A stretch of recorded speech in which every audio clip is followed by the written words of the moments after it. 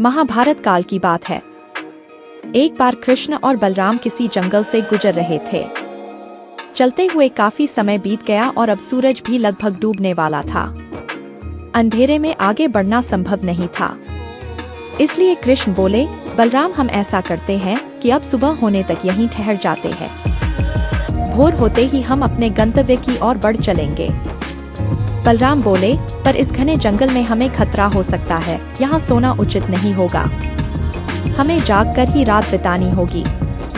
कृष्ण ने सुझाव दिया, अच्छा हम ऐसा करते हैं कि पहले मैं सोता हूँ और तब तक तुम पहरा देते रहो और फिर जैसे ही तुम्हें नींद आए तुम मुझे जगा देना। तब मैं पहरा दूंगा और तुम सो जाना। बलराम तैयार हो गए। कुछ ही पलों में कृष्ण गहरी नींद में चले गए और तभी बलराम को एक भयानक आकृति उनकी ओर आती दिखी। वो कोई राक्षस था। राक्षस बलराम को देखते ही जोर से चीखा और बलराम बुरी तरह डर गए। इस घटना का एक विचित्र असर हुआ। भय के कारण बलराम का आकार कुछ छोटा हो गया और राक्षस और विशाल हो गया। उसके बाद राक्षस एक बार और चीखा और बोल, बलराम डरकर कांप उठे। अब बलराम और भी सिकुड़ गए और राक्षस पहले से भी बड़ा हो गया। राक्षस धीरे धीरे बलराम की ओर बढ़ने लगा। बलराम पहले से ही भयभीत थे और उस विशालकाय राक्षस को अपनी ओर आता देख जोर से चीख पड़े, कृष्ण, और चीखते ही वही मूर्छित होकर गिर पड़े।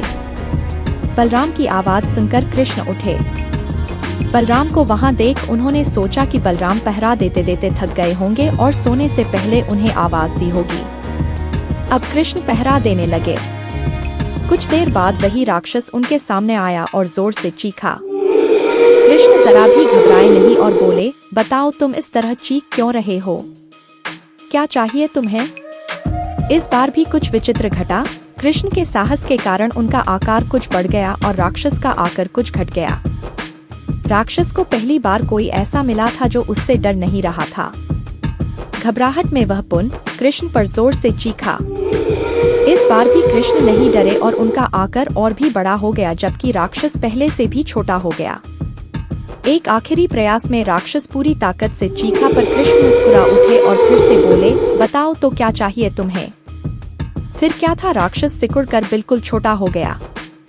कृष्ण ने उसे हथेली में लेकर अपनी धोती में बांध लिया और फिर कमर में खोंस कर रख लिया। कुछ ही देर में सुबह हो गई। कृष्ण ने बलराम को उठाया और आगे बढ़ने के लिए कहा। वे धीरे धीरे आगे बढ़ने लगे। तभी बलराम उत्तेजित होते हुए बोले, पता है कल रात में क्या हुआ था? एक भयानक राक्षस हमें मारने आया था। रुको रुको, बलराम को बीच में टोकते हुए कृष्ण ने अपनी धोती में बंधा राक्षस निकाला और बलराम को दिखाते हुए बोले, कहीं तुम इसकी बात तो नहीं कर रहे हो? हाँ ये वही है, पर कल जब मैंने इसे देखा था तो ये बहुत बड़ा था। ये इतना छोटा कैसे हो गया? बलराम आश्चर्यचकित होते हुए बोले। कृष्ण बोले, जब हम जीवन में किसी ऐसी चीज से बचने की कोशिश करते हैं जिसका हमें सामना करना चाहिए, तो वो हमसे बड़ी हो जाती है और हम पर नियंत्रण करने लगती है।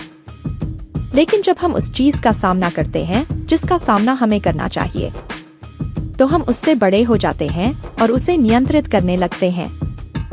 जय श्री कृष्ण।